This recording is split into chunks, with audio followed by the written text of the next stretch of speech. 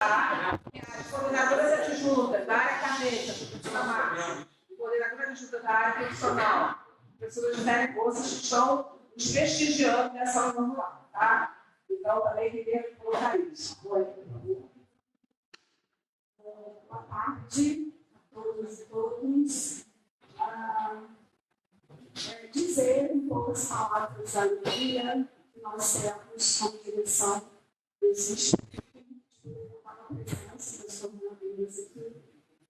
Falar também da alegria que temos com a aprovação do nosso doutorado, uma conquista muito grande, muito importante para o nosso instituto, e desejar uma boa aula inaugural, um excelente semestre, né, que os frutos desse trabalho já de 10 anos, uma década de trabalho, que possam se estender por mais longos anos.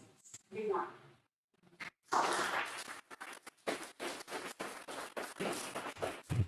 Agradeço as palavras carinhosas da Mônica. Vou pedir rapidamente que os professores que estão presentes aqui venham aqui para frente, se apresentem, né? Posso se apresentando também, porque uma das coisas que a Vanessa disse é que ela tem que conhecer os docentes do programa, né? Então, acho que é importante a gente, né, falando um pouco com os docentes também. Nós também temos muitos discentes que estão aqui presentes conosco prestigiando.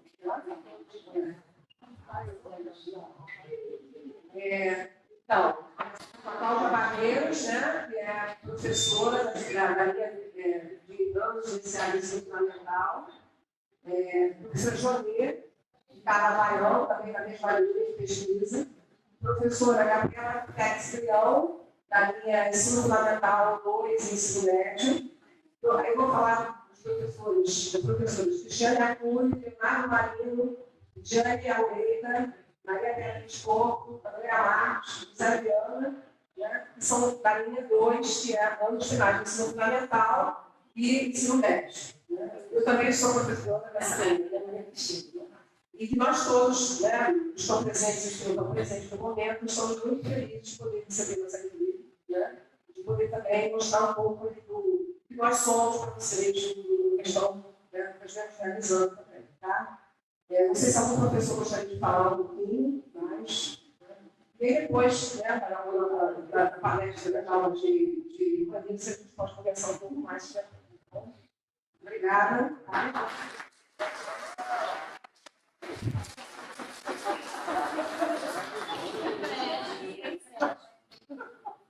Também voltando com o apoio técnico do Marco Lisboa, né, e vai fazer a gravação, né, depois a gente colocar na página do programa, e de todos vocês, né, que estão aqui ajudando e assistindo também ao canal. Então, por isso, eu convido a professora Vanessa Luzatti para iniciar sua aula inaugural.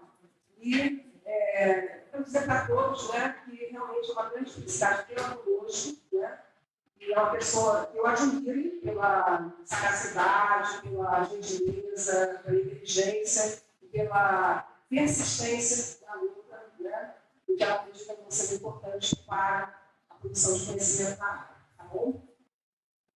Obrigada, Maria Cristina. Boa tarde a todos e todas. Né? Agradecer o convite, parabenizar os docentes por mais um início de semestre. Parabenizar os ingressantes da turma 2024-2. Quem são os ingressantes? Chegando agora. Isso. Quem já está no meio do caminho? Quem já terminou? Isso, já estão felizes, né? Então, gente, inicialmente parabéns para quem está ingressando no programa de mestrado profissional aqui no Colégio de Educação. Espero que vocês que estão no meio do caminho já tenham qualificado, mas sejam mais tranquilos ou desesperados naquele processo de escrever os resultados da pesquisa. E aos egressos, que bom, né? Agora vocês têm a oportunidade de continuar o doutorado na casa. Então, parabenizar o grupo pela aprovação do doutorado profissional. A gente sabe como isso é uma conquista que não é somente da coordenação, mas é do grupo como um todo, dos estudantes que estão presentes no programa, dos egressos, e também da instituição, porque um sozinho não consegue fazer o programa. muito menos aprovar uma PCM de doutorado, e na área de ensino só pode submeter propostas de doutorado os programas que chegam à nota 4. Então, se o programa chegou à nota 4, isso mostra que o programa, o grupo, né, vem trabalhando de uma forma bem séria e contribuindo com a questão da produção de conhecimento na área de ensino. Mas, para os ingressantes, os que estão no meio do caminho, os que saíram, tá, gente? Vocês têm um contrato de 7 anos com o programa. 2 anos como discentes e mais 5 anos como egressos. Aqueles que entraram no doutorado, esse contrato é de pelo menos 9 anos. Por quê? Porque o acompanhamento de vocês é muito importante no novo processo avaliativo do programa de pós-graduação. Então, o programa precisa saber onde vocês estão, o que vocês estão fazendo, de que forma a formação que vocês estão ou recebendo no programa mudou ou contribuiu com a formação profissional de vocês. Então, quando assinou a ata, entregou a versão final da dissertação, a versão final do produto, não saiam desesperados por aquela porta.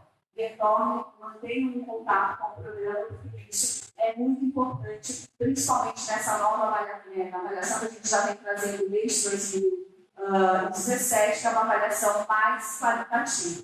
E o acompanhamento dos egressos é primordial para a gente saber onde vocês estão e do programa destacar os impactos do que constrói, né, de uma forma bem coletiva. Então, a minha fala vai ser sobre os doutorados profissionais, porque isso acaba sendo agora um desafio, né, para o grupo, pensar o que seria esse doutorado profissional, tendo em vista que a gente já tem na área muito bem consolidado o que a gente espera de um mestrado profissional dentro da área de ensino, e agora a gente precisa começar a amadurecer esse olhar para os doutorados profissionais, afinal nós estamos formando doutores, em sua maioria professores da educação básica, que serão pesquisadores em nível de doutorado agora.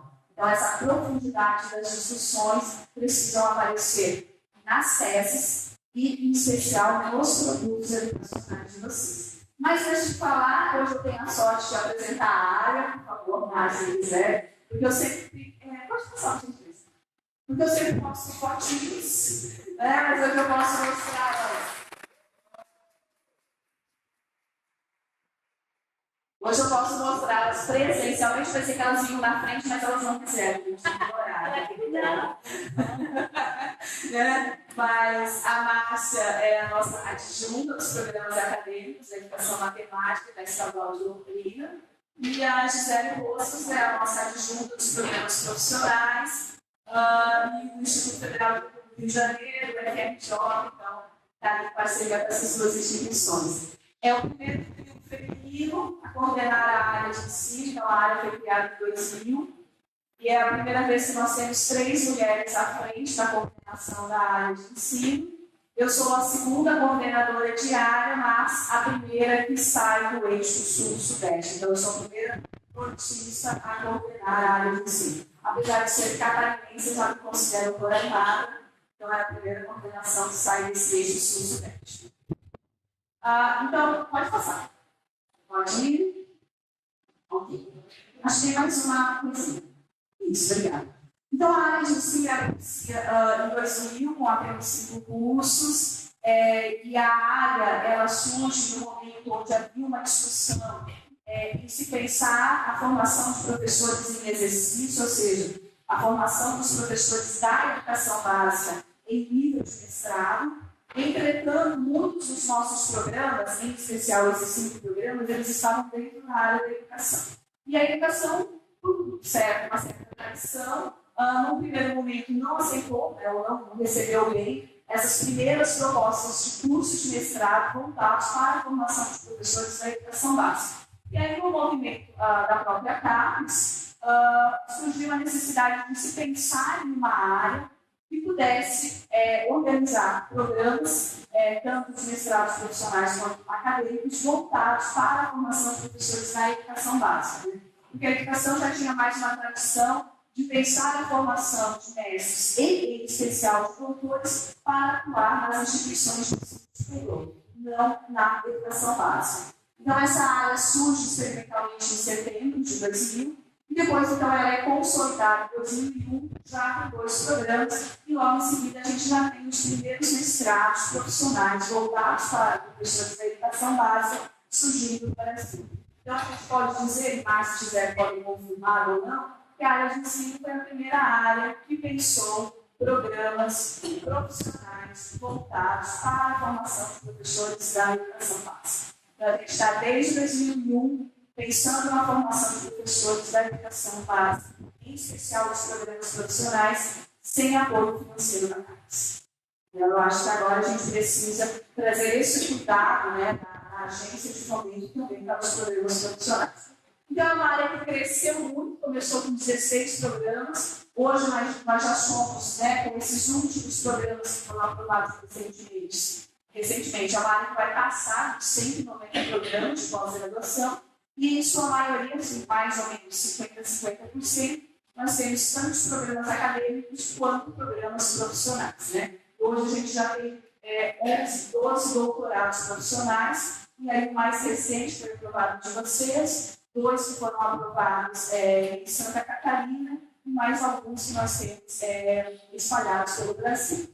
Entretanto, quando a gente olha essa distribuição dos programas de pós-graduação, a gente ainda tem, na área de ensino, como acontece nas demais áreas de conhecimento, uma maior concentração de programas de pós-graduação no eixo sul-sudeste. Quando a gente vai para o Nordeste, os programas da nossa área ficam mais distribuídos no litoral ou então em grandes centros da região Nordeste. E aí, Centro-Oeste e Norte, basicamente, eles estão dentro, localizados nas capitais. Então, há ainda uma necessidade da área de ensino pensar na interiorização destes programas de pós-graduação e nós ainda não estamos em todos os estados. Então, infelizmente, ainda não temos programas isolados da área de ensino, nem no Amapá, nem no Piauí. Apesar de eles participarem dos programas em forma associativa da área de ensino, a gente ainda não tem nenhum programa isolado nesses 2 estados. Então, a gente ainda tem esse desafio dentro da área de ensino, e a gente precisa também pensar no fortalecimento dos programas de pós-graduação, ainda mais quando a gente vem de um período de desmonte, né, da ciência, da tecnologia e da formação dos professores em especial. Agora a gente precisa retomar essa caminhada. Aqui trazendo para vocês, né, uma ideia de como são os programas da área de ensino. Então, principalmente para quem está chegando agora no programa de pós-graduação, é importante que a gente saiba, né, que a gente conheça o que é a área de ensino, o que a área de ensino espera das nossas dissertações, das futuras teses, o que a gente está produzindo dentro do programa.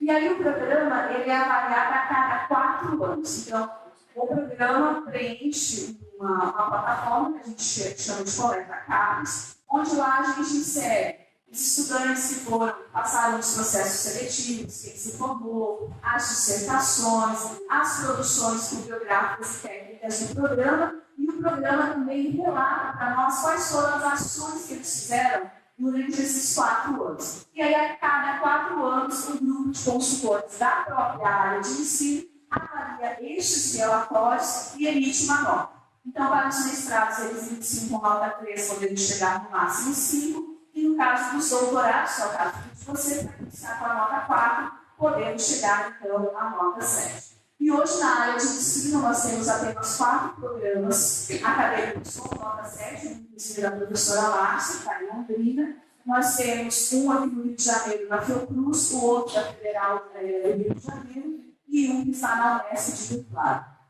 E na área de ensino da profissionais, nós não temos ainda nenhum doutorado 6 ou 7, até porque eles são recentes. Então, a CAPES só permitiu a criação de doutorados profissionais no Brasil a partir de 2017. Então, foi no início desse paquete que nós tivemos as primeiras teses defendidas nos doutorados profissionais. Então, é por isso que a gente ainda não tem nenhum programa 6 ou 7 na modalidade profissional. Mas, se vocês observarem a distribuição das notas, tanto dos acadêmicos quanto dos profissionais, a gente acaba tendo uma concentração maior nas notas 4 e 5, porque isso demonstra principalmente a jovialidade da área. Então, nós temos muitos programas que estão no seu 2º quadriênio ou 3º quadriênio de avaliação e ainda estão nesse processo de avaliação. Por isso, essas notas se concentram mais entre 4 e 5. Nossa, que gente fez. E daí, quando a gente veio para a região sudeste, mais um, a gente veio a isso, né? Então, essa é a distribuição, né, o quantitativo de programas e de notas que nós temos na região sudeste. Então, nós temos 3 programas nota 5 na modalidade profissional, 18 com nota 4 e 15 com a nota 3. E em relação aos acadêmicos, que estão a maior concentração de programas nota 7 da área, que são na região aqui do sudeste, 2 programas nota 6 e o restante da distribuição das notas 3, 4 e 5. Nossa, que dias. E esse é o panorama da área, né, nos anos 2022, porque os programas já mandaram as informações para nós. Pode ir, tá? Então, a área já defendeu mais um. Pode ir. Obrigada.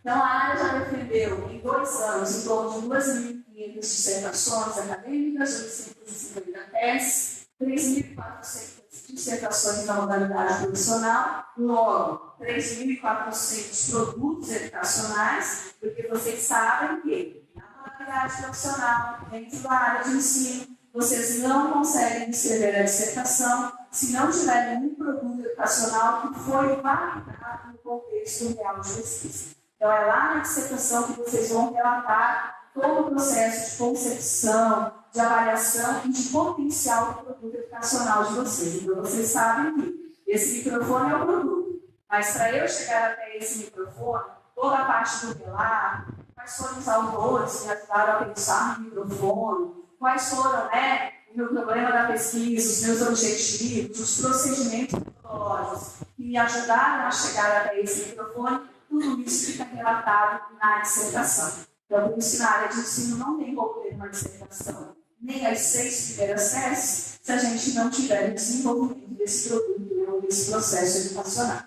A área publicou em torno de 21.000 artigos nesses 2 anos. Mas, analisando os dados de 21, 22, a gente já observou nos programas de pós-graduação o impacto da pandemia. É importante que os programas relatem isso nesse quadrilho. Então, a gente observou uma redução na entrada de estudantes na área de ensino, não foi uma redução tão alta, mas a gente observa um aumento do tempo de titulação dos nossos estudantes, uma redução também na produção e uma evasão de docentes, né, de discentes dos programas de pós-graduação na área de ensino, como um fator de impacto da pandemia, que é importante que os programas relatem esses impactos neste quadrilho, porque é neste quadrilho que nós vamos sentir os impactos da pandemia, e não no ano de 2020, porque era o último ano, a gente ainda deu um jeito de conseguir fechar o quadrilho. Mas é nesse período de 21 a 24 onde nós estamos percebendo os impactos da pandemia na pós-graduação. Esses são os dados, né, de quantos alunos nós titulamos por ano em 2021 e 2022. Pode passar, por gentileza. E os concluídos por gênero. Então, percebam que a área de ensino titula mais mulheres do que homens, tanto na modalidade acadêmica quanto na modalidade profissional. Né? Quando a gente olha a distribuição de gênero no corpo docente, a gente também tem esse meio a meio, mais ou menos 50% de mulheres no corpo docente dos programas de pós-graduação e 50% de homens. Infelizmente, né, os dados que a gente tem para discutir ainda não nos permite dizer, tanto dos docentes quanto dos discentes, quantos são negros, quantos são indígenas, quantos são quilombolas, quantas pessoas com deficiência, porque ainda é muito falho a coleta destes dados. Entretanto, os discentes que não receberam, irão receber um e-mail da CAPES pedindo para responder no censo da pós-graduação. Então, é muito importante que vocês respondam, porque a gente só pode pensar em políticas públicas ou políticas de inclusão para a pós-graduação se a gente conhecer realmente quem é o nosso público na pós-graduação. Então, em termos de distribuição por gênero, de concluintes, a área de ensino titula mais mulheres, em termos de docentes nos programas de pós-graduação, a gente fica aí meio a meio na balança, mas quando a gente olha a quantidade de coordenadores de programas de pós-graduação da área, de bolsistas de produtividade e líderes de grupo de pesquisa, a gente tem uma maior presença de homens em relação ao número de mulheres que atuam. Então, o que seria a área de ensino? Então, aqui eu estou fazendo um resumo, tá? De 6, e até para os professores. Mas é importante que vocês acessem a página da área de ensino lá na CAPES. Se não souber, vai lá no Google, CAPES Ensino. Já vai direto para a nossa página. Lá tem o documento de área, tem a ficha de avaliação, tem todo o histórico da área, que é importante a gente ter acesso a esses documentos. Então, a área de ensino desenvolve pesquisas e produções em ensino de determinado conteúdo. Ela tem uma interlocução com as áreas geradoras dos conhecimentos a serem ensinados, tanto nos espaços formais quanto nos não formais. E ela tem uma característica de, na sua matriz curricular, na maioria dos nossos programas, nós temos disciplinas de cunho específico, né, de química, de física, de matemática, de biologia e assim por diante. Porque quando a área surgiu lá em 2000, ela não surgiu como ensino, ela surgiu como ensino de ciências e matemática. Então, ela trazia essa concepção que a gente precisava trazer esses conhecimentos mais específicos para a formação desses professores da educação básica, mas também ter esse olhar da pesquisa transnacional. Como que ele poderia trazer as problemáticas da sala de aula para dentro dos programas de pós-graduação e, a partir daí, buscar a resolução daqueles problemas, discutindo a partir dos conhecimentos científicos. E a gente busca, né, então, construir essa ponte entre os conhecimentos acadêmicos gerados e a sociedade, em especial as salas de aula onde nós atuamos. Então, nessa direção, a área de ensino, desde a sua origem, vai buscar desenvolver pesquisa pensando nos processos de ensino e aprendizagem, nos processos avaliativos, nas metodologias de ensino, no uso das tecnologias, como adaptar, né, diferentes materiais didáticos dentro do espaço, pensando a educação e o ensino, formas diferentes de comunicar a ciência e assim por diante. Então, ela se mostra, né, como uma área multidisciplinar, ela surge como uma área mais pensando somente no ensino de ciências da natureza e matemática, e hoje a nossa área de estudo, nós temos programas que discutem a educação básica, o exemplo do programa de vocês. Temos programas que desenvolvem pesquisas pensando no ensino das linguagens, no ensino de humanidade, no ensino tecnológico, no ensino da criatividade, a étnico-racial, a educação escolar indígena. Então, isso mostra claramente como a nossa área é multidisciplinar. E aí, dentro da modalidade profissional, a gente não tem como fugir dessa relação, né? O espaço onde vocês estão atuando, enquanto profissionais, com a busca do conhecimento, né? De pensar com o rigor da pesquisa científica, do desenvolvimento das dissertações das futuras teses, nessa relação, então,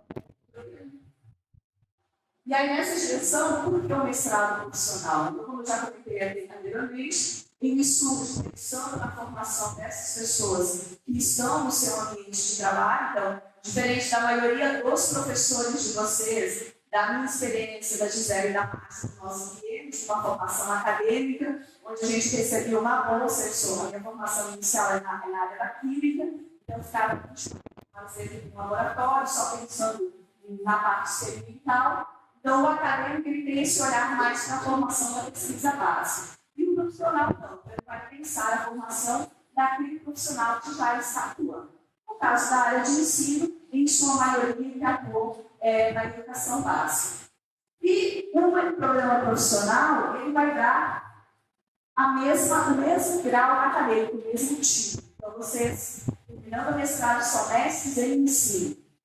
Doutorado em ensino, dependendo da nomenclatura do programa. Então, não há uma diferenciação em termos de grau, de qualificação. Então, os programas profissionais permitem que vocês façam concurso público, que vocês progridam na carreira pela titulação que vocês estão recebendo. Qual é a diferença? Que a gente não ganha dinheiro da casa. Né? No mais, vocês têm todas as outras prerrogativas.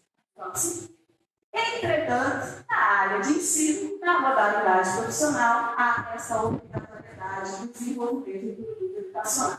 Então, em 2019, a partir de um grupo de trabalho, surge uma primeira compreensão do que seria o produto educacional. Então, ele é resultado de um processo criativo que vai ser gerado a partir de uma atividade de pesquisa. Por isso que vocês fazem as diferentes disciplinas no programa para poder fundamentar a pesquisa de vocês, seja em nível de mestrado e as futuras pesquisas em nível de doutorado. E ele vai responder a uma pergunta, a um problema, que vai estar relacionado ao campo da prática profissional de vocês. Então, não se desespere pensando qual será o meu problema de pesquisa, qual será o meu produto educacional. Olhem para a trajetória profissional de vocês. Que dificuldade vocês têm lá na sala de aula? O que vocês poderiam estar contribuindo? Aquilo que te angustia. E vamos transformar isso num problema de pesquisa, trazer todo o referencial teórico, todo o olhar cuidadoso que a gente tem dos procedimentos metodológicos para vocês responderem isso. E esse produto ele pode ser algo virtual ou algo concreto. Então, vai depender muito do que vocês estão se propondo a desenvolver. O que a área de ensino espera é que esses produtos educacionais não cumpram apenas um protocolo para vocês obterem um título de mestre. Porque na área de ensino é obrigado a desenvolver um produto educacional. Aí alguém diz assim, bom, eu vou desenvolver uma garrafa, porque eu obter meu título de mestre, eu quero meu título de mestre. Desenvolvi a garrafa, coloca lá na página do programa ou na prateleira. Às vezes nem apresenta para a escola qual foi o produto que você desenvolveu e está tudo certo. Não, a ideia é que essa garrafa possa ser utilizada, reutilizada, repensada, para que a gente dê vida longa aos produtos educacionais. Se nem o egresso está usando o seu produto educacional, egresso, qual foi o seu produto educacional? Pode conversar com a plateia.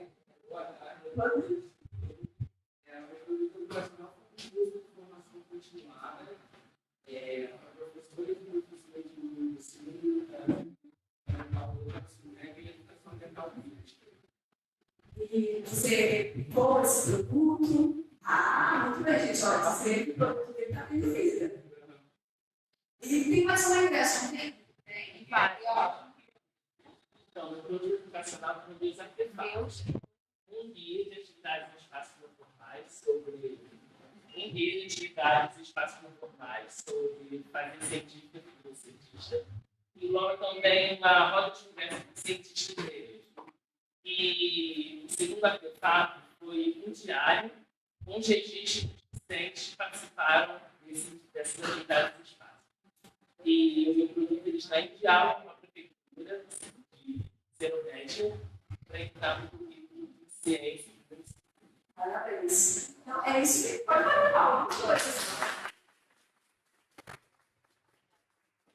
Então, é isso que a gente espera dos produtos educacionais, que eles vão além da dissertação de vocês, que ele possa ser utilizado, reutilizado, que a prefeitura ou que um colega da sala de aula, da escola, conheça o que vocês desenvolveram. E aí, nessa direção, quando vocês terminarem a pesquisa, voltem para a escola, voltem para aquele espaço onde vocês coletaram os dados e apresentem o produto final. A gente não pode colonizar a escola, que é o espaço onde a gente atua. Então, desenvolveu a pesquisa, teve o produto bonitinho, final, defendeu, volta para a escola. Mostra qual foi o resultado da sua pesquisa, porque você pode sensibilizar outros colegas a buscarem a formação permanente, despertar o interesse dos colegas de testar o seu produto ou de repensar outras estratégias metodológicas para o seu espaço onde ele atua. E agora a gente tem esse desafio. O que a gente espera do doutorado profissional? Então, da mesma forma que o doutorado profissional, o doutorado tem que desenvolver um produto educacional. E, gente, não precisa ficar tirando foto, não. Depois a Maria Cristina pode compartilhar com vocês tranquilamente a apresentação, tá? Então, a gente continua pensando nas pesquisas, com foco na formação dos professores dentro da educação básica ou dos espaços onde eles estão inseridos, mas agora tudo tem que ter maior rigor, maior profundidade, porque afinal nós estamos pensando numa tese de doutorado. Mas o produto educacional não pode subir na tese dos programas profissionais da área de ensino, mas tudo tem que ter o maior rigor. Enquanto no mestrado, aí os egressos podem concordar comigo, no mestrado normalmente a gente faz uma intervenção de no máximo um semestre do nosso produto educacional. A gente não tem tempo para fazer uma aplicação mais longa. doutorado, a gente quer e espera que esse produto tenha uma aplicação maior, porque você tem mais tempo para discutir, repensar e refletir sobre aquele produto educacional. Tá? Então, no doutorado, a gente vai ter que trazer essa maior profundidade que se espera na pesquisa em nível de doutorado.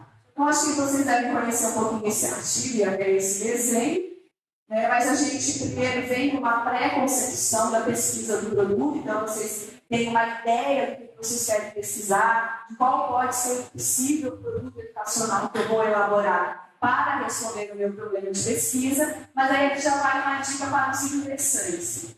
Não se apaixonem pela sua ideia, porque vocês podem ter decepções amorosas profundas que nem a terapia vai resolver. É verdade? Então, o que eu quero dizer com isso? Vocês fazem uma pré-concepção de ideia, uma ideia que eu quero fazer.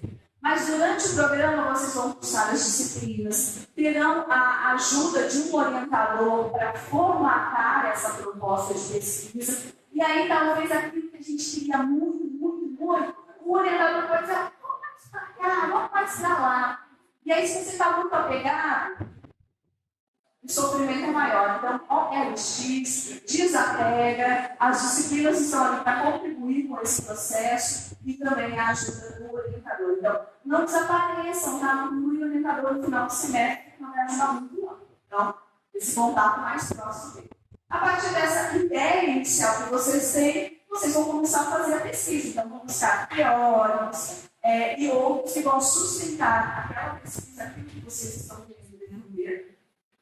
E aqui é importante que vocês também façam uma pesquisa de produtos que já foram desenvolvidos dentro daquele formato ou daquela temática que vocês querem investigar. Até para saber se a tua proposta é inovadora ou se alguém já pensou naquela ideia.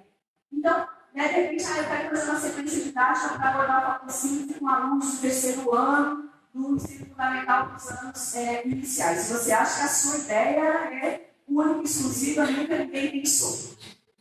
Mas faça uma pesquisa na página do programa, lá no Educados, em outros espaços. Talvez você discuta que alguém já pensou uma sequência didática sobre o patrocínio do terceiro ano dos anos iniciais. Aí você pode dizer, poxa, e agora o que eu faço? E novas perguntas você pode fazer a partir daquilo que já foi desenvolvido, que já foi apresentado. Então, por isso a importância dessa base da pesquisa. Depois disso, vocês começam a formatar esse produto inicial, esse produto, que eu posso ter no início da pesquisa, ele pode ser formatado no meio da pesquisa, ou ele pode ser construído lá no final da pesquisa. Então, vocês vão começar a formatar, bom, que público que eu vou aplicar, qual a temática, como que eu vou coletar os instrumentos de foto, como é que eu vou coletar os dados, como é que eu vou analisar os dados. Então, todas essas informações a gente vai construindo para chegar numa proposta inicial de produto educacional. Como a área de ensino não fica só no eu acho, talvez, quem sabe, se algum dia alguém aplicar essa sequência didática não vai dar certo, a gente não funciona assim. O que vocês vão fazer? Esse protótipo, esse desenho inicial do produto educacional, vocês vão testar no contexto real da pesquisa. E, gente, não precisa correr para a escola vizinha, não. Faça um espaço onde vocês estão atuando com pessoas. Aquele espaço é o espaço de pesquisa de vocês. Então, olhem para a sala de aula como um espaço de pesquisa. Então, vocês vão aplicar aquele produto, vão ver quais são as limitações daquele produto, o que vocês podem ajustar naquele produto, para, ao final, você ter a sua dissertação, fazer todo esse relato, todas essas informações e a proposta do produto final que vocês vão apresentar, tanto para a banca, e depois as formatórias, sugestões da banca, fica na página do programa, fica uma cópia na escola, né? E a gente coloca o deputado ou outro repositório para que as pessoas possam acessar esse produto educacional. Próximo. Então, dentro da área de ensino, modalidade profissional, há essa obrigatoriedade da pesquisa aplicada, tá? Para vocês conseguirem construir, desenvolver a dissertação e a tese de vocês. Eu sempre costumo dizer que a aula da dissertação e das teses da modalidade profissional na área de ensino é o produto educacional. Por isso que tem que estar muito redondinho tudo todas aquelas etapas que eu apresentei no slide anterior. Porque não é no meio do caminho que você vai dizer, eita, esqueci de um negocinho. E agora como é que eu faço aqui no outro? Poxa, eu pensei que os alunos de quinto, mas eu só tenho o sexto ano. Então é por isso que a gente tem que tomar, né? Se organizar direitinho por todos esses processos, para que vocês possam desenvolver boas dissertações e tese a partir, né, desse processo de validação do produto educacional. E antes de chegar no final, a gente sempre passa pelo processo de qualificação. E aí a importância da banca para contribuir na melhoria do produto educacional. Então é importante que a gente sempre tenha na banca pessoas que já conheçam a modalidade profissional, pessoas que já tenham um know-how que possam contribuir com o aprimoramento da pesquisa de vocês. As informações aqui. Então, quando vocês vão fazer a dissertação de tese, a dissertação de vocês, ela vai estar vinculada a uma linha de pesquisa, ou dos anos iniciais, ou nos anos finais do ensino médio.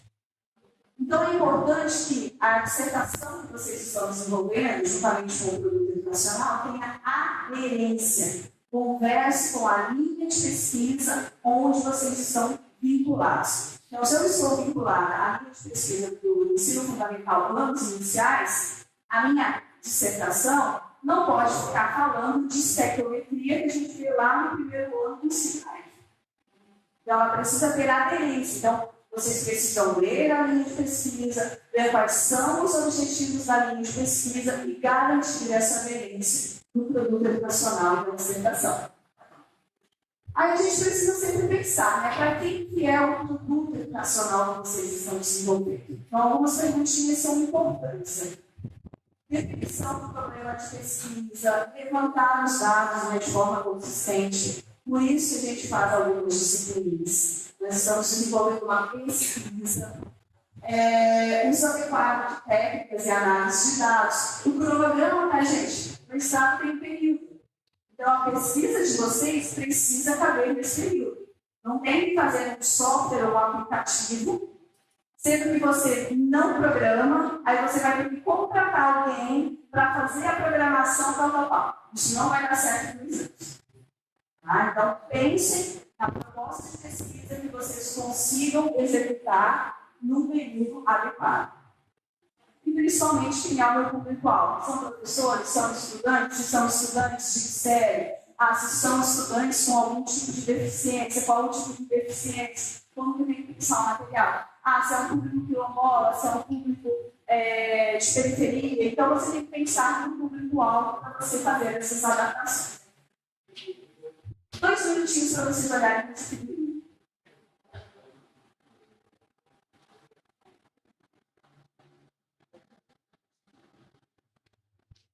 Quem vai usar o produto educacional?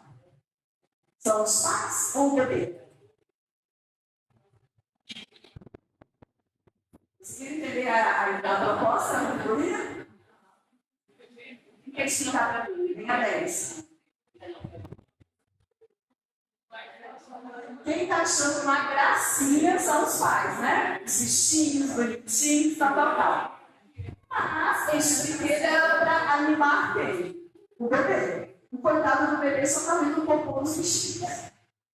Tá? Então, isso é importante vocês se perguntarem. Quem vai usar o meu produto educacional? Se o produto educacional de vocês é para professores, por exemplo, peçam para outros colegas lerem o produto educacional de vocês antes de vocês fazerem a formatação final, porque ele pode dar dicas importantes para que atenda justamente esse público-alvo. Não, o meu produto educacional é para crianças de 6 anos. Pede para o filho do amigo, para crianças de 6 anos, dá uma olhada no seu produto educacional para saber se elas acharam interessante ou não. Ou professores que têm experiência que trabalham com crianças de 6 anos. Então, é muito importante que vocês pensam quem vai usar o produto educacional. Eu tenho visto muitos produtos educacionais, em especial para o público com deficiência, para alunos cegos, para alunos surdos, que não conversam com esse público. Então, isso já é uma fragilidade do seu produto educacional. Então, sempre se pergunta, quem vai usar esse produto? E aí é importante que esse produto, né, apresente algumas camadas, então ele tem que trazer a camada didático-pedagógica, tem que trazer os conceitos importantes para compreender aquele produto educacional. Ele precisa ser comunicativo. Então, imagina pegar um produto educacional com 180 páginas, só tem texto, letra pequenininha. Alguém vai se interessar por ele? Você, professor, se interessaria por um guia didático que só tem texto, tem umas 399 páginas? Você, professor, iria ler esse produto educacional? Provavelmente não, né? E também a questão do estético e funcional. Então, pensem nisso na hora que vocês forem organizar o seu produto educacional. Aí aqui embaixo está o link, dá para vocês acessarem e ler o artigo e aprofundarem mais a discussão, tá bom? Então, assim. E aí, dentro das possibilidades de produto educacional, a área considera 10 categorias, né? Em sua maioria, a área de ensino desenvolve materiais didáticos e institucionais, mas a gente também pode ter tecnologias sociais, podemos ter eventos organizados, mas evento organizado não é esse evento aqui. Esse evento organizado ele precisa estar linkado com o tempo. Com a dissertação, com todo o processo de pesquisa. Então, de repente, eu quero olhar o potencial da Feira de Ciências lá na escola. Então, o evento é a Feira de Ciências. Mas até eu chegar na Feira de Ciências, tem todo o processo de pensar, de repente, a alfabetização científica, de repente, de pensar no envolvimento dos professores, até você chegar na Feira de Ciências. Mas esse evento tem toda uma característica de projeto de pesquisa. Pode ser um acervo, pode ser um manual protocolo, pode ser um curso de formação, um software aplicativo, uma forma de produto de comunicação, carta, mapa ou citada. Pode estar dentro dessas categorias. E a elaboração do produto educacional é exigência, não tem como fugir. Quer o mestrado ou o doutorado na área de ensino, na modalidade profissional, tem que fazer o produto educacional. Tá? E eles precisam, então, ser elaborados a partir do diálogo com especialistas, trazer um referencial teórico e outras literaturas que podem contribuir com a profundidade da pesquisa e da produção acadêmica. E aí, nessa definição, pode ir? Então, esse processo de formação que vocês estão passando, a partir do momento que vocês entram no programa, são as disciplinas, pensam no produto, vão para o contexto real, validam isso. Então, a ideia é que vocês consigam transformar aquele espaço. Uma outra dica é que vocês comecem a registrar nas dissertações de vocês qual foi o impacto do produto educacional no contexto de qualidade. E também tragam reflexões sobre de que forma o programa contribuiu com a formação de vocês. Porque hoje a gente está se limitando a responder apenas os objetivos específicos da dissertação. Mas a gente está esquecendo de relatar quais são os impactos desse produto, que às vezes eles extrapolam os espaços da sala de aula e relatarem como essa formação que vocês estão recebendo no programa tem contribuído com a formação de um professor pesquisador. E aí aqui ficam duas perguntinhas para o programa, né? Que pesquisador, professor, queremos e estamos formando? Nessa direção é importante a gente pensar se aquilo que nós estamos desenvolvendo dentro do programa está conversando com a realidade da sala de aula, onde vocês atuam. Então, a gente discute as questões da educação indígena, da educação quilombola, da educação do campo, o movimento CPSA, a questão da ODS, as mudanças climáticas é algo emergente, então, de que forma os conteúdos podem conversar com essa temática. A questão da alfabetização dos pequenininhos, cada vez mais os estudantes têm menos interesse e menos curiosos. Então, de que forma, você tem uma linha de pesquisa super importante, então, de que forma a gente pode estar desenvolvendo a criatividade desses estudantes, seja a partir da experimentação, da universidade e tal, para que eles tenham um interesse maior na ciência. A questão étnico-racial, como que a gente está discutindo isso nas nossas escolas, a questão de gênero, da inclusão, a escola inclusiva, porque até então a gente tem uma escola excludente, e aí, claro, como que a gente come pelas beiradas a bendita, Base Nacional do Curricular, e o mais fatídico ainda, o novo ensino. Então, de que forma a gente pode, a partir das nossas pesquisas, contribuir com a melhoria da educação básica, em especial quando a gente tem políticas que não nos auxiliam no fortalecimento e na formação da educação científica dos nossos estudantes da educação básica.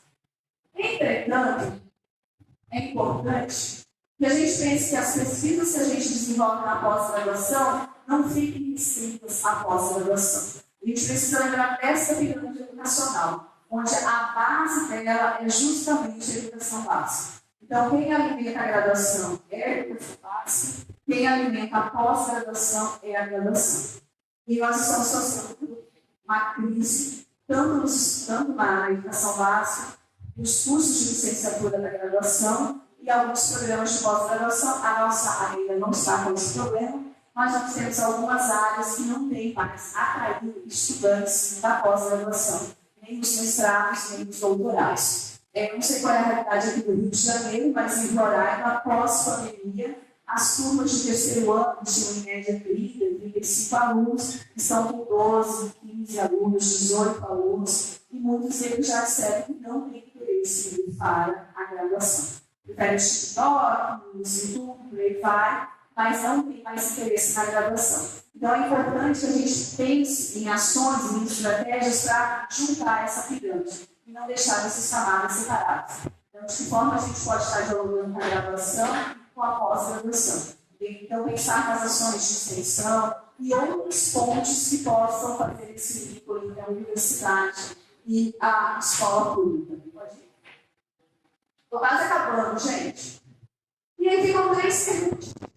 É o seguinte, quando a gente desenvolve um produto educacional e as nossas dissertações, eles são avaliados. Então, os programas vão mostrar, dizer para nós quais são as suas melhores dissertações, quais são os seus melhores produtos educacionais, as suas melhores produções bibliográficas, e a gente avalia. E um item que é importantíssimo que a gente vai olhar é a aderência. Se aquele produto, se aquela dissertação, se aquele artigo tem aderência, se você conversa com a linha de pesquisa que está sendo desenvolvida. Isso a gente não faz lá no final, não. Isso a gente faz lá no início, quando começa com o problema de pesquisa. E aí é importante que a gente pense quais são os principais impactos do produto educacional que são percebidos pela sociedade. Porque agora a gente vai partir para a conversa com a sociedade. Então, os produtos educacionais que vocês desenvolvem aqui, como que eles são percebidos pela sociedade? A escola consegue perceber esses produtos educacionais? Ou ele fica restrito ao protocolo da construção da dissertação? Que tipo de impacto é percebido pelos estudantes, pelo professor, pela escola ou por aquele público-alvo? Ele está alinhado com a identidade do programa? Ou ele está totalmente em uma outra direção? E por que esse impacto ele teve relevância e foi percebido? Então, são perguntas importantes para vocês pensarem em relação, durante esse processo de validação do produto educacional. E aí, nessa direção, a importância do acompanhamento de egressos, então, onde vocês estão, o que vocês estão fazendo, o que vocês comem, onde para que time vocês torcem, por aí vai. Mas a importância de a gente saber onde vocês estão. Porque a gente só vai conseguir responder aquelas perguntas sobre o impacto, porque nem sempre o impacto é imediato. Eu posso ter impacto de curto, médio e longo prazo. Então, tem produtos educacionais que a gente já percebe o impacto imediatamente, como é o caso, qual é o seu nome? Miguel, né? A gente já observou. Mas tem outros produtos educacionais que podem levar 4, 5, 6 anos para terem algum impacto naquele espaço. Então, o acompanhamento de egressos é primordial nesse processo. E para a próxima avaliação, a gente também vai avaliar essa transferência do conhecimento para a sociedade. Então, não tem como a gente pensar nisso sem ter esse acompanhamento dos egressos. Então, a gente sai de uma avaliação mais quantitativa, onde antes a gente só olhava para o docente do programa e a gente passa para uma avaliação mais qualitativa. Então, não adianta só eu e também se produzir sozinho. Se eu não publicar com o meu orientando, isso demonstra fragilidade. Então, a importância dessas estratégias envolvendo docentes e discentes. Então, os grupos de pesquisa são muito importantes nesse processo para que essa construção seja coletiva. Então, hoje a gente parte de uma avaliação mais qualitativa, onde o programa precisa indicar as 8 melhores dissertações, as melhores produções dos discentes e dos docentes. E aí, como eu estou falando para um programa profissional, no caso, os programas profissionais têm que indicar produções bibliográficas e produções técnicas, né, os produtos educacionais, as produções do programa, os egressos, por isso a importância do acompanhamento de egressos. Então, o programa tem que dizer, olha, de 50 egressos que nós temos, eu preciso indicar 5. Quais são esses 5 egressos que de repente estão lá na escola, fazendo diferença, trouxeram uma deficiência, foram no doutorado? Então, mostrar de que forma a formação que vocês estão recebendo do programa contribuiu com a atuação de vocês enquanto profissionais. E os casos de sucesso, que são aquelas ações do programa além do. Então, ações, de repente, cursos de formação de professores, parcerias, outras ações que extrapolam o curso do colégio de aplicação. Entretanto, e além disso, né, pensar na autoavaliação e no planejamento estratégico. Eu gosto muito desse slide, porque mostra que um programa de pós-graduação não é formado somente pelo coordenador ou coordenadora do programa. Senão seria meu programa. Ele é meu, eu faço o que eu quero. Não. O programa de pós-graduação é formado pelos atores que estão envolvidos nele, que é a coordenação do curso, os docentes que atuam naquele programa, os discentes envolvidos, os egressos, o apoio técnico e o apoio institucional. Então, dentro da área de ensino, os programas têm mais ou menos essa estrutura, área de concentração, linhas de pesquisa, o famoso macro-projeto ou projeto estruturante, que é o projeto guarda-chuva que vai sustentar cada uma das linhas de pesquisa, e aí esses macro-projetos estarão inseridos os docentes que atuam naquela linha de pesquisa, e isso tudo é uma forma da gente garantir a beleza. Só que quando a gente preenche o coleta de dados, não tem que ficar sob a responsabilidade única e exclusiva do coordenador. Porque se o programa sobe de nota, todo mundo comemora. Olha, a gente trabalhou direitinho. Se o programa cai de nota, poxa, o coordenador não soube preencher. Então, o programa é feito de forma coletiva e colaborativa. Então, quando for se pensar quais são as 8 melhores dissertações, os 6 casos de sucesso do programa, os 5 egressos exitosos, isso não pode ser responsabilidade da coordenação. Tem que ser um trabalho coletivo, tem que ter um grupo de trabalho dos docentes, tudo possível envolver os docentes ou até egressos, para que vocês apresentem quais são os critérios que vocês elencaram para escolher as 8 melhores dissertações. Por que essas 8 dissertações mostram a identidade do programa, mostram a vocação do programa e mostram a missão do programa. Vamos lá? Então, a área de ensino tem muita produção, né? Mas como está a visibilidade? Em especial nos produtos educacionais. Então, a importância dos programas profissionais pensar em dar visibilidade aos produtos educacionais para que eles não fiquem restritos apenas ao dia da banca de defesa. Pode ir? Pode ir? Pode falar? Não. Pode tirar isso? Bom, e aí, gente? Tem que produzir, né? A gente precisa publicizar os resultados das nossas pesquisas, não tem como. Aí vai. Mais um. Gente, quem nunca recebeu esse convite? Quem nunca recebeu? Quem não recebeu ainda? Que bom. Você ainda não recebeu. Está no spam, certeza. Então, gente, quando vocês receberem esses e-mails, vão lá para Teresópolis, Petrópolis, subam no Cristo Redentor, vão para a praia, mas ignorem, tá? Então, mais um, gente.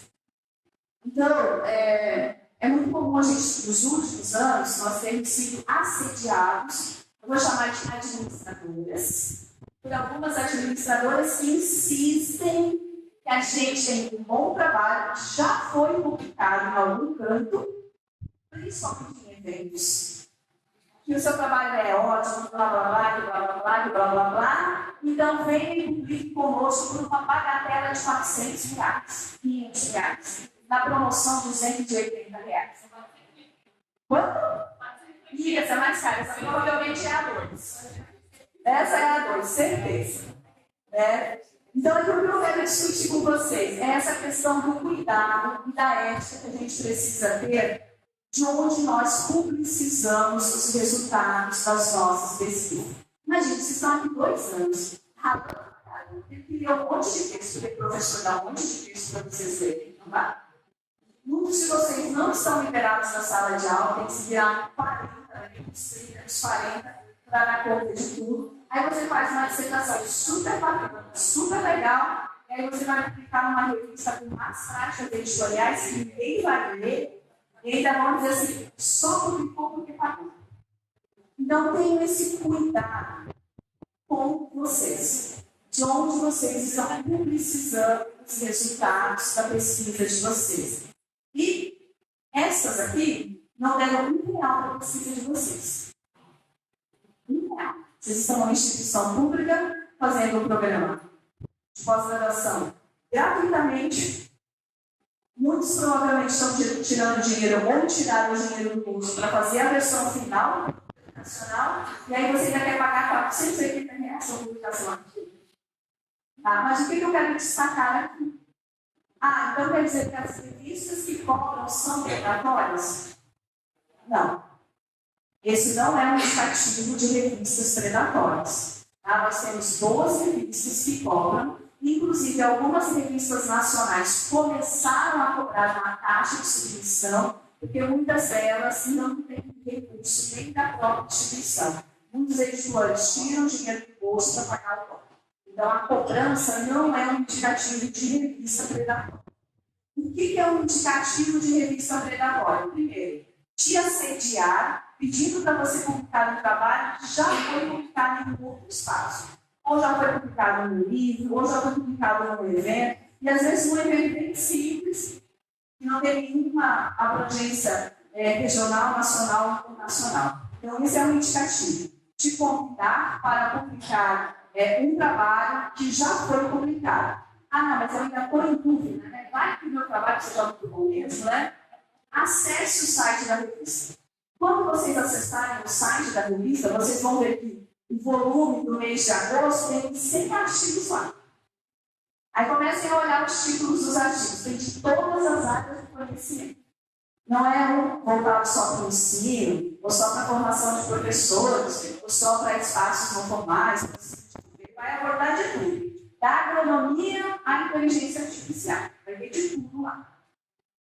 Mas eu não estou em dúvida. Acessa qualquer artigo. Eles têm que colocar lá quando o artigo foi submetido, quando o artigo foi aceito. Tem artigos que foram submetidos e aceitos para publicação em 5 dias. Nem para evento a gente tem resposta em 5 dias.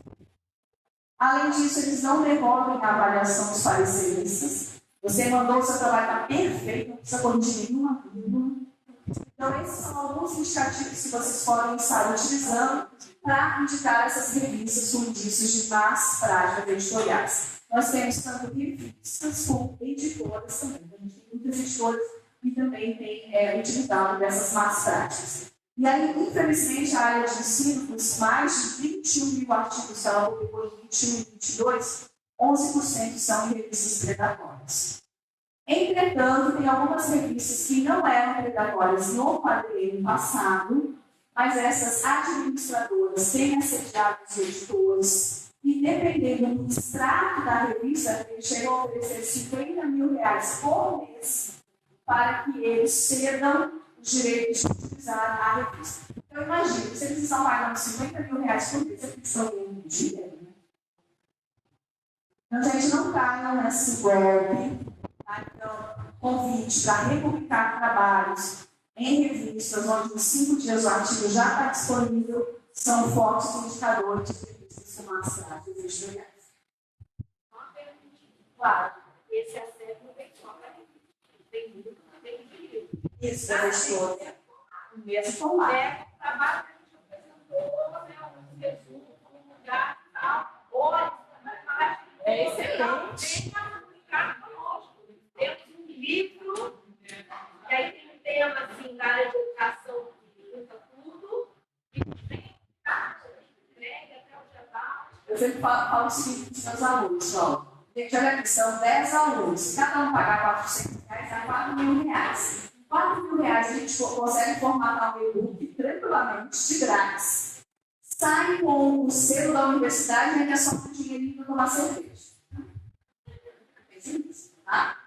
Nessa direção já no final, né, a gente tem um movimento muito forte da ciência aberta, do Open Science.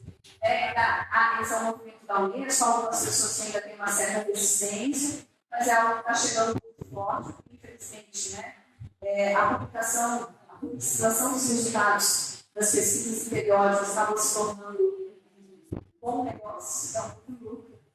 E a gente também tem que pensar na popularização da ciência. Então, esse é um item que vem para o processo avaliativo do próximo quadrilho, 25 e 28, onde os programas precisam mostrar ações de popularização da ciência. Quem já está fazendo nesse quadrilho casos de sucesso, que conversa com os diferentes segmentos da sociedade, já está no meio caminho, né, da popularização da ciência. Então, a ideia é que agora a gente não fique restrito apenas aos nossos programas, mas que a gente possa levar a ciência para diferentes espaços, como uma forma de valorizar a ciência, ainda mais que a gente tem envolvimento, né, de ciência muito forte nos últimos anos.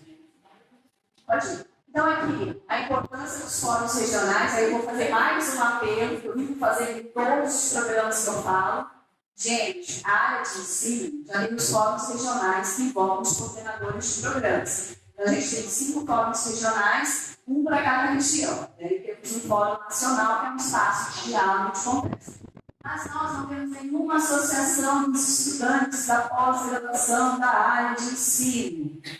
Né? Tanto envolvendo os alunos quanto envolvendo os egressos. E, poxa, imagine que legal uma associação de estudantes e egressos da área de ensino, quando mais de 80% deles são professores da educação básica. Imagine a riqueza, a troca de experiência que vocês poderiam ter entre vocês. Então, pensem nisso. Tá? Talvez seja uma forma de a gente fortalecer uma profissão muito importante que cada dia está sendo mais desvalorizada, em especial pela sociedade. Então, pensem nisso. Então, os fóruns eles vêm para fortalecer os programas, essas trocas de experiências, aproximar pesquisadores e docentes. Pode ir? Eu estou terminando. Tá? Essas 3 perguntinhas para vocês, tá? Por que, para quem, qual a finalidade, qual o impacto das pesquisas e produtos educacionais na área de ensino? Quais são as perspectivas das pesquisas e produtos educacionais que são desenvolvidos no PPGE para a área e para o contexto local? E aí, por fim, qual o diferencial entre o seu produto educacional com aqueles que já foram desenvolvidos aqui no produto? Então, o que você está trazendo de inovador, novas pesquisas, novas perguntas você está trazendo para o PPGE? Para finalizar já? Pode ir? Gente, então, eu sou uma catarinense que mora lá no hemisfério norte brasileiro que não neva. A minha mãe entra em desespero toda vez que ela vê o jornal da noite, que entra a bolsa do tempo, que mostra o mapa. Minha filha foi parar, tá? Mas aqui é mostrando um pouquinho de horário. Os diferentes contextos onde eu atuo, atuar junto com comunidades ribeirinhas, comunidades indígenas, diferentes espaços normais, e por mais mulheres na ciência. Ainda somos poucas, somos cortadas, somos ainda pouco valorizadas. Então, essa forma eu sempre coloco, que eu acho que é uma forma de mostrar, né, a nossa presença enquanto mulheres. E aí, por fim, tá? E aí, qual é a sua base biológica? Ela é inclusiva ou ela é excludente? Então, pensem nisso, nesse processo de formação, em especial do produto que vocês estão desenvolvendo. Seria isso, obrigada, e fica à disposição, junto com a mais para dizer, que ela não pode me ajudar a responder perguntas.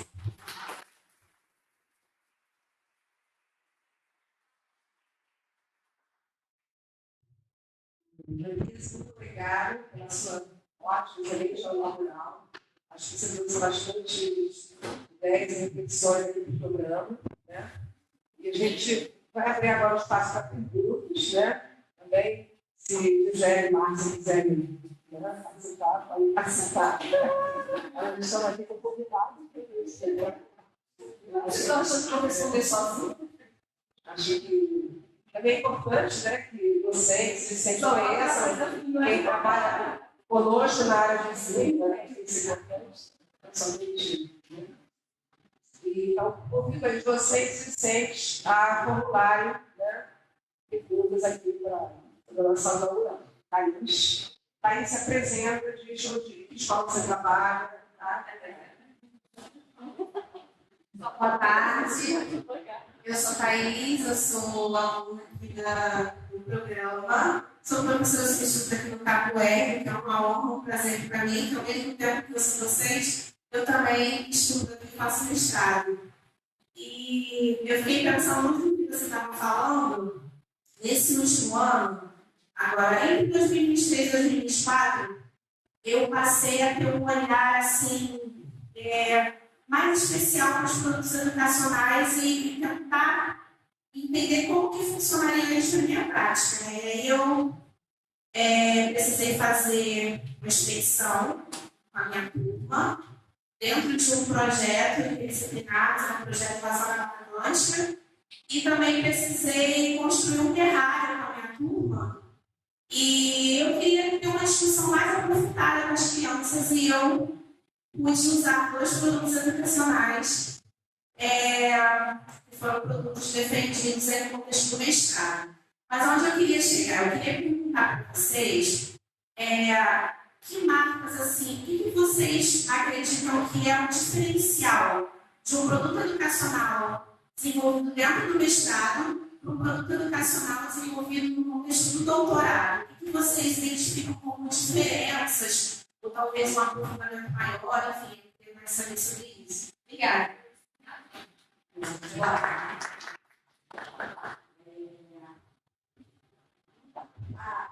Lá no colégio de trabalho, a gente tem um doutorado, está no fechamento do doutorado, então eu tenho informação apresentando uma pesquisa.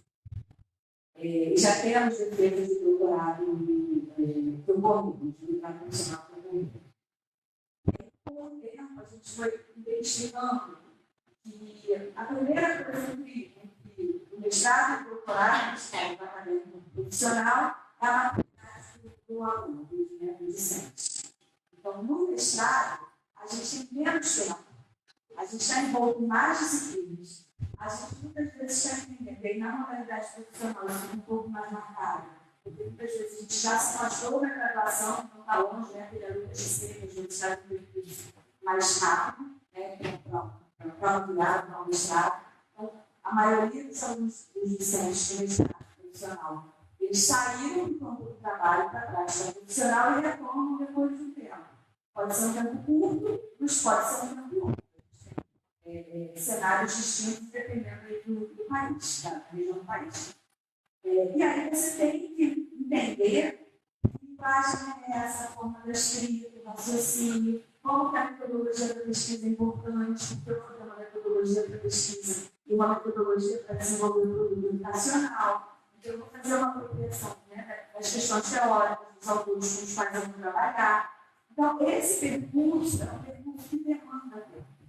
E por isso, o que eu tenho percebido? Né? Eu estou falando, eu olhando para outros, não só para a minha prática profissional, mas olhando e conversando com outros colegas que estão em doutorados profissionais no funcionamento. O que a gente percebe é que o tempo dedicado para o produto no mestrado profissional ele é um pouco menor. Então, em geral, você acaba fazendo uma aplicação mais rápida, mais curta. Você não consegue ter tantos retornos para poder fazer um ajuste, para poder avaliar, para chegar numa outra turma, de repente, outro contexto, não assim. Eu pensei no produto para uma turma regular e depois eu peguei ele para o móvel para ter uma turma, sei lá, da EJA, ou com crianças que têm necessidades especiais, que seriam portadores de necessidades especiais. Então, não é que você vai tirar daquele contexto, mas pegar e replicar uma mesma condição em tempos, né, mais vezes. No doutorado, você já passou por esse percurso, seja ele advindo do acadêmico, você já fez esse percurso de pensar a pesquisa relacionada com o teu trabalho, você já consegue entender qual é a linguagem esperada. Se espera, você já desenvolveu uma maturidade do ponto de vista que se espera minimamente para um mestre, para um pesquisador que passou por esse curso. E aí, quando você chega no caso do doutorado profissional, você já consegue entender melhor esse processo, ainda mais se você veio no caso do doutorado profissional. E aí você tem mais tempo, porque você faz menos disciplinas, já tem essa experiência, já tem um amadurecimento maior, e você consegue ter um prolongamento, uma ação mais prolongada de exposição ao campo da pesquisa em relação ao que você está pesquisando. E aí, o que eu tenho percebido é que nos mestrados profissionais a gente acaba desenvolvendo produtos. E aí a Bia vai saber falar bem com isso depois que vocês terão usado na oficina e a gente discute bastante sobre isso. A gente acaba tendo produtos normalmente mais comumente no mestrado, que é a estratégia de saúde. Cheguei nesse microfone aqui, mas eu tenho esse microfone. No doutorado eu já nunca esse microfone pronto. Mas quais são todas as possibilidades de uso desse microfone? Quais são as ações que eu posso fazer com esse microfone? Será que ele só serve para eu falar? Será que eu posso ter outras formas? Tem fio, enfim. E aí você começa, na verdade, a olhar para esse produto com um outro olhar. E aí acaba, em geral, eu tenho percebido que no doutorado a gente tem defendido mais, desenvolvido mais processos educacionais do que produtos educacionais. Exatamente porque você tem aí 1 ano e meio, 2, pelo menos, de dedicação ao campo da pesquisa. E aí, com isso, você vai ter, claro, pensar na ideia do produto, você vai ter uma robustez maior, você vai ter um envolvimento maior, você vai ter um processo de validação melhor, porque daí você vai ter chance de apresentar esse processo, esse produto, para outras pessoas. Trabalho que tem essa mesma prática, que vão aplicar minimamente ou que vão fazer uma avaliação a partir de um instrumento que foi previamente desenvolvido pelo grupo, eventualmente, e com isso você vai fazer mais acertos, e quando você vai para a sua defesa, você aplicou, você validou, e você consegue avaliar esse processo inteiro.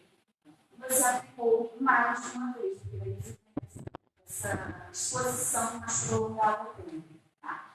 E aí os instrumentos de validação eles não precisam ser feitos a cada defesa, a cada pesquisa. Lá no pesquisa da gente, no café, nós desenvolvemos, por exemplo, um instrumento de avaliação para identidades e paradidáticos. Então, todo mundo que está defendendo que tenha identidades ou paradidáticos, a gente faz um instrumento que, de certa forma, eu ganho uma comparação entre eles. Claro que você pode fazer ajustes, é bem recomendado. Mas eu também não tirei esse instrumento de validação do meu processo, do meu produto, dos identidades ou paradidáticos da minha cabeça. A gente foi lá no PNB, já tem um instrumento testado, que foi utilizado, que foi replicado, foram várias edições distintas, com vários editais, com vários perfis, e nos inspiramos neles, fazendo instituições que trabalham com a PNB, para trazer para mim paradidáticos identidades, por exemplo. Então, os grupos de pesquisa vão ser essenciais no doutorado, muito mais do que no mestrado. E é essa conversa entre mestrado e doutorado, e entre os professores que compusem o grupo de pesquisa, que vai ser extremamente profícua para que a gente consiga ter trabalhos, teses mais incorporadas, melhor embasadas do que o mestrado a gente acaba encontrando. E essa proporção ela acontece também para a acadêmica, exatamente porque você está aprendendo esse percurso enquanto está no mestrado. E no doutorado a gente já espera mais. E por isso, uma boa revisão dos produtos educacionais que já existem, porque a gente sempre acha, ninguém fez isso, tem um monte de gente que já fez. Então, se é em geral, isso está em tudo.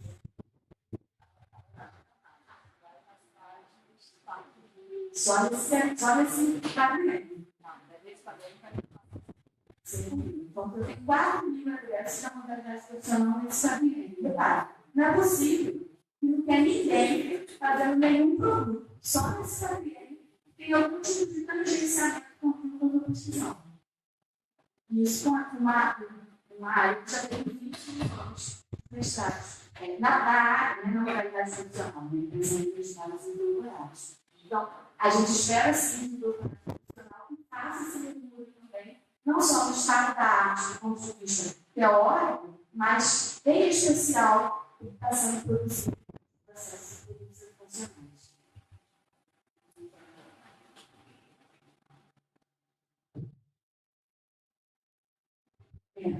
O mestrado é muito corrido, né?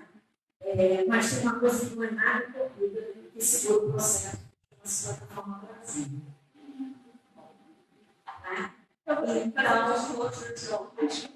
Então, assim, a gente tem sofrido muito com a plataforma Brasil. Só para ter uma noção, né? Pegando o seu exemplo. Eu não mando nada para ele, gente. Não, mas assim. Sempre desse jeito. Então, mas vou continuar a minha fala, tá? O orientador minha chegou com a ideia de construir um livro paradidático, trabalhar essa questão da inclusão do aluno autista. Tá? Então, ela construiu o livro, terminou de construir o livro do mestrado, fomos para a qualificação, a banca fez algumas observações, ela trabalhou isso e foi para o comitê, foi para a plataforma Brasil, o comitê de ética. Acabava o prazo e ela não conseguia fazer a aplicação. Então, ela foi para uma escola pública que aceitou ela super advogado, que abriu as portas, que ela foi lá, começou a fazer o trabalho, esperando que fosse só uma questão de burocracia. Um belo dia, o ano acabando, eles vão fazer uma observação lá atrás que faz ela ter que mexer no calendário inteiro, que mexeria totalmente com a possibilidade ela cumprir o prazo, né? Porque a escola estava encerrando. O que ela fez? Trocou a escola, correu para uma escola particular e fez uma coisa assim, se vira nos 30. Todos aqueles dados de aplicação que foram feitos de forma madura, né, com o envolvimento de várias turmas, com várias professoras, não foram trazidos para a dissertação. E só aparece na dissertação uma escola particular que, maravilhosa, abriu a porta, deixou ela entrar, fazer, virar nos dedos e pá.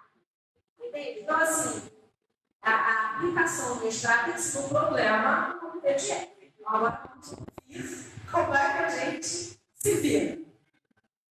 Eu vou fazer um relato de como é que nós temos.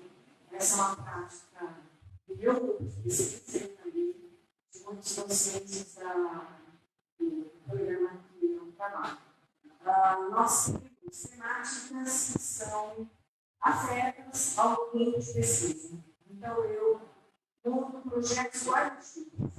Submeto esse projeto guarda-chuva ao comitê de ética. Porque algumas estratégias metodológicas são as mesmas, algumas temáticas são comuns. Então, eu tenho uns 2 ou 3 projetos guarda-chuvas, nos quais eu coloco os meus exemplos implementados. Então, quando ele entra para fazer o mestrado e o doutorado, ele passa pela entrevista. Já todos, quando vão para a entrevista, sabem que querem trabalhar comigo, sabem com o meu trabalho. E aí eu já sei em qual desses projetos ele guarda relação com ele e qual esse projeto é assim mesmo. Todos os nossos projetos são aprovados pelo comitê de ética. Já com essa característica de projeto coletivo. Para além das questões éticas que nós temos que ficar atentos, muitos periódicos hoje, principalmente periódicos internacionais, não aceitam a publicação. Eu acabei de publicar no Universidade, alguns revisões, eles não aceitaram, foi parceria com a Universidade de Lisboa, e a sorte que eu tive, ele já aprovado na Universidade de Salvador, e foi aquele documento que nós vamos tomar. Então, uma estratégia que nós encontramos no Conselho de Fações, todos os docentes do programa fazem isso, é suas temáticas, até que são seus grupos de estudo e pesquisa, né, e o que de planejamento nos próximos anos, num dos projetos guarda-chuva para as questões tecnológicas já resolvidas. Então, assim, na maioria dos casos, todos eles fazem em termos de consentimento de esclarecimento, então tudo isso é garantido. Tá? E hoje eu estou com 2 projetos grandes, uma é formação da privadoria na autonomia na formação docente, e aí um monte de gente relacionada com isso. E o outro é elaboração e produção de material didático da escola básica. Então, quando eu faço uso desse dois. E além disso, eu aprendo muito com o pessoal do CEP. Primeiro, o CEP não está aí para ganhar muito do e é isso que o CEP faz. O CEP está ali para ver se o sujeito vai ser ou não afetado, guardar a produção do sujeito. E não se ele concorda ou discorda, essa coisa. Então, às vezes, ele me manda uma coisa não parecer que a metodologia não aprendeu com outra no perfil. O CEP tem que saber. Então, a tendência é feita. E não. Mas se você não tem dinheiro, você não pode desenvolver isso. Tá deu certo. Então, primeiro, já manda essas respostas. Por último, eu oferecendo, que agora não vou lembrar para vocês, não gravei, que nós, professores, podemos desenvolver práticas em sala de aula com testagens de material disponível. E o que a modalidade profissional vai ensinar isso? Então, eu ainda não vou Então, hoje eu só mando para o CEP se vai lidar com a questão relacionada a gênero e sexualidade, até para proteger o professor, que participa da pesquisa, eles sabem compreender algumas questões. Se às vezes faz lidar com as questões religiosas, em alguma medida, ou se vai fazer uso de dados ou lá no estudo ou da escola. Então, vai ter a base de dados dos alunos, e vai ter a questão da proteção dos dados hoje em dia, e aí, se vai fazer uso na base de dados pessoais, aí também eu encaminho. Mas, em geral, eu já encaminho, e já quando vem a resposta, eu já tenho essa resposta para dar um padrão pronto já. E aí, normalmente, o CEP logo em seguida aprova, evidentemente, que eu não contratei. O problema do CEP é que você trabalha com muitos pareceristas. E, às vezes, os pareceristas que são convidados para dar uma lição não entendem qual é o papel do CEP. E aí, ao não entenderem o papel do CEP, querem trabalhar como se fossem, de fato, pareceristas técnicos, do ponto de vista da temática ou da metodologia, mas não é esse o papel do CEP. Aí eu mando esse alerta para eles aprenderem. Mas, em geral, eu não mando e não faço nada. Exatamente por isso. Tá? Então, minha pergunta hoje, orientando a partir do artigo com esses dados, entendendo melhor, porque não foi encaminhado se foi da escola, dos dados certinhos, tem que ser uma escola. Não, mas você tem periódicos, tem periódicos que não existem. Tá? Você pode. Eles só pedem para você colocar lá, marcar o campo da declaração que você teve, todo cuidado ético, e não exige o número do bolso substanciado do INSEE. Alguém mais gostaria de fazer uma pergunta? Eu tenho uma pergunta para o coordenador, eu acho que é importante fazer agora, é o seguinte: na época da pandemia, formação forte, comentou, os programas profissionais, em função da pandemia, precisam de muita evolução, precisam de pessoas trabalharem, e poderem se ligar dos seus trabalhos para fazer continuar. Eu ia ter um prazo de 36 meses para fazer de vai ser esse prazo continua, claro, para o estado profissional. Continua, e a área de ensino desde esse interesse não avalia mais o tempo de titulação. Mas a gente não quer o mestrando e o doutorando lá de eterno no programa. Porque quanto mais tempo ele fica, você sobrecarrega aquele orientador, que não pode levar para novos estudantes. No caso dos programas acadêmicos, isso implica na distribuição de recursos. No caso dos profissionais, a gente não tem esse problema. Mas tem alguns professores da educação básica que são liberados pela secretaria, se existe aquele cumprimento do prazo, X, eles foram liberados, senão eles acabam tendo algumas sanções financeiras ou administrativas. Tá? Mas a gente não pontua esse tempo de titulação nos programas tanto acadêmicos quanto profissionais. qualquer forma, de ninguém seja isso, que está funcionando, existe desde a primeira portaria de geração de Estado. Isso é história. Fez para todas as áreas. Mas, em média, o tempo médio de defesa das universidades nacionais na nossa área gira na casa de 30 meses. Esse só é muito bom.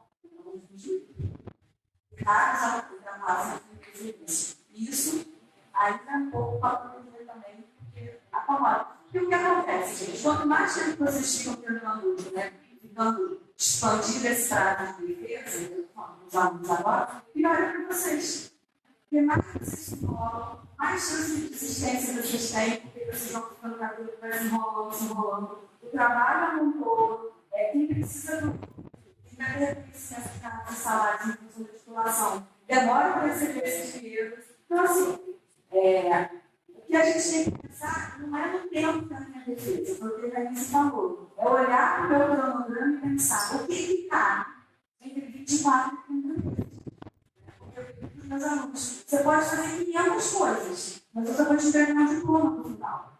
Então, para que você quer fazer isso aqui no tempo todo? Ele vai se enrolando, vai ampliando prazo, vai ficando cansado, exaure às vezes a relação com o orientador, né? Desgasta essa relação e atinge por quê? Para quê? Né? Se você tivesse escolhido, fazer uma coisa um pouco mais enxuta, você estaria com mais qualidade e com melhor propriedade, sem precisar ficar esse tempo todo. Então, eu falo isso direto na minha pele. Quem não tinha problema em casa são vocês. Vocês estavam com a vida grande, não tinham podido pagar, não tinham umas boas crianças para carregar para a escola, nada.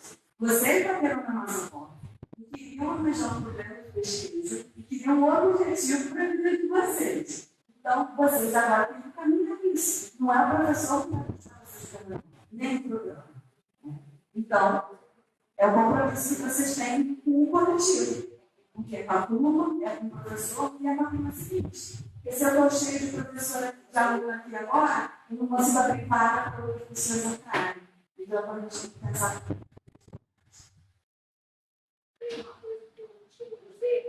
Eu olho para o lado, eu vejo o autonomia do doutorado, o conceito que está lá no Pilates não é o conceito que ele tinha quando eu estava lá. Né? Então, assim, quem vem depois de mim também tem o compromisso de manter o programa lá em cima. Né? É muito interessante. Meu mestrado, na época, era 5, e hoje é 7. E hoje o doutorado, na época, era 7 e hoje é 5. Né? Mas, então, a gente tem esse compromisso coletivo de manter o programa lá em cima.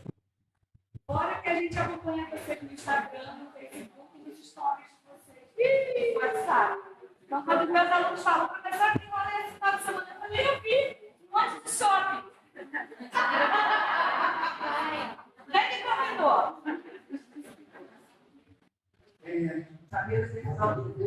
Gente, a gente só mais uma pergunta, na verdade, esse está tendo outra.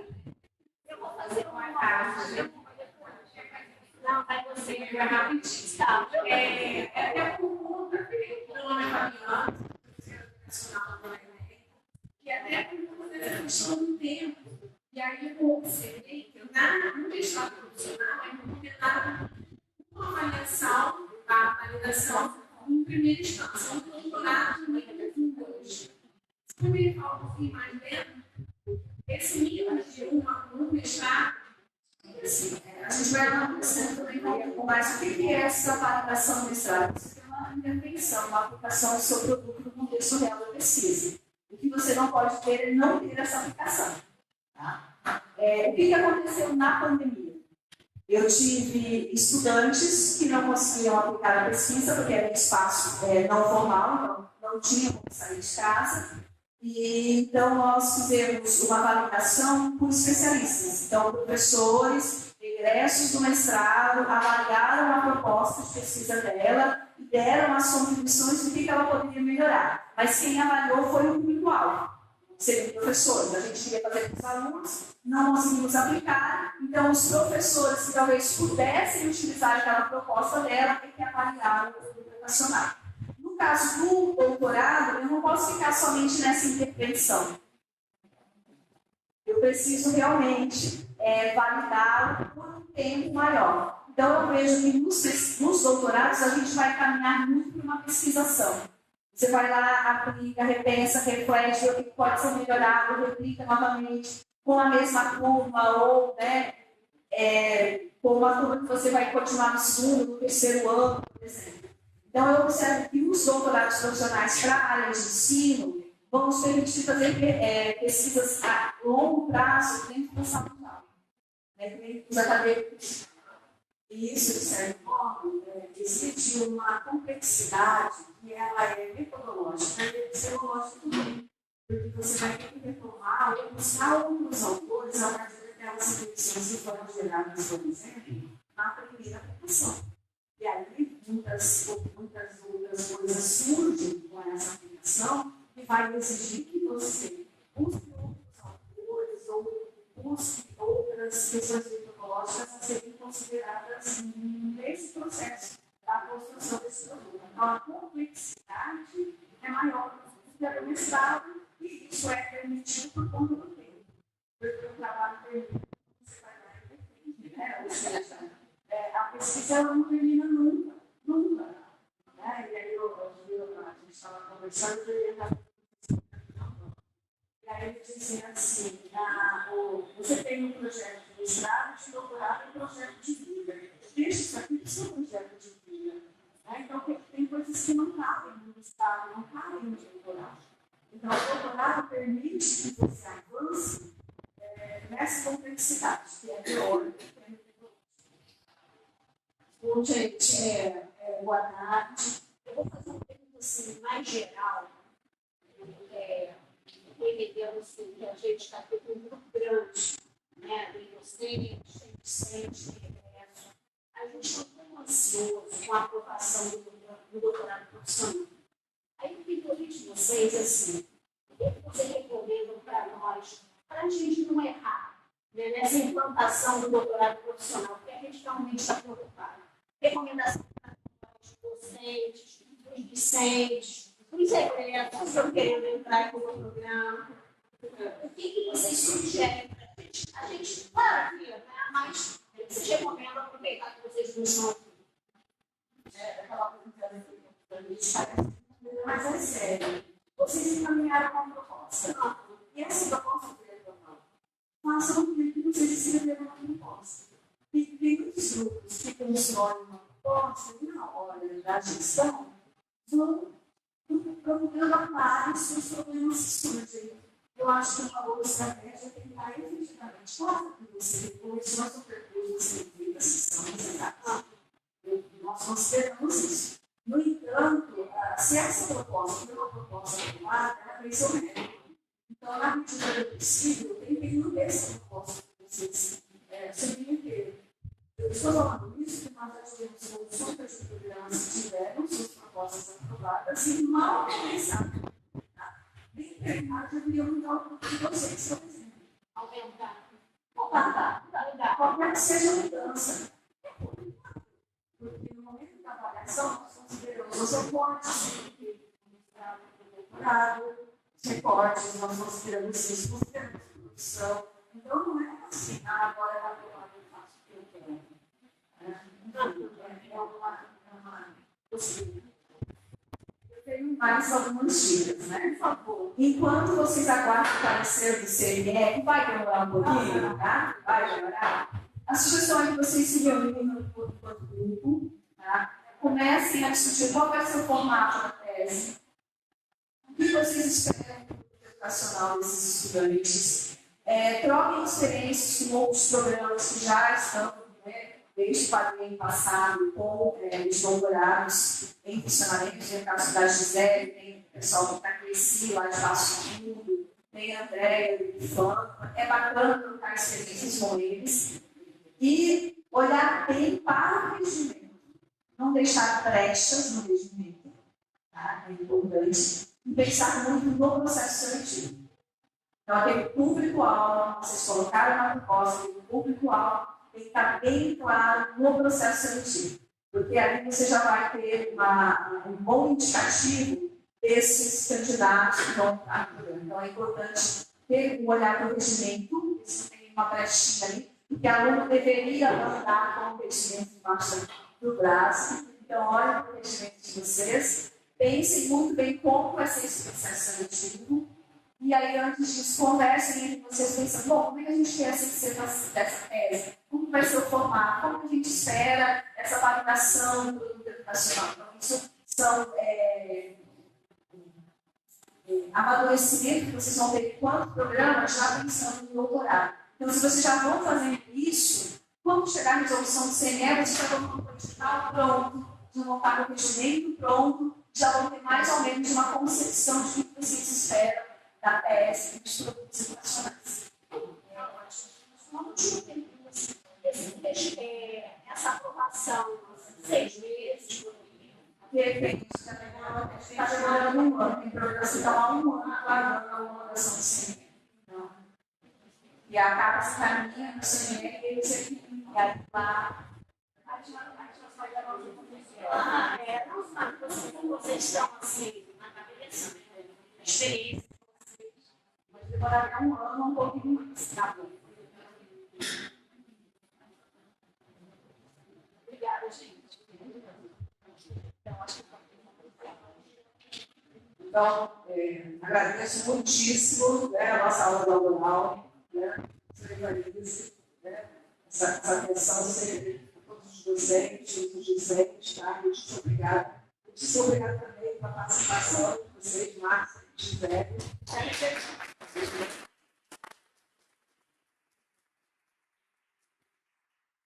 No meu programa, eu posso dizer que eu estou muito contente com esse programa, esperamos que vocês venham novamente, esperamos também que nós estejamos eventos novamente com vocês, tá bom? A gente pode tirar uma foto do programa com vocês? Ai, você tira foto. Junta aqui, pessoal.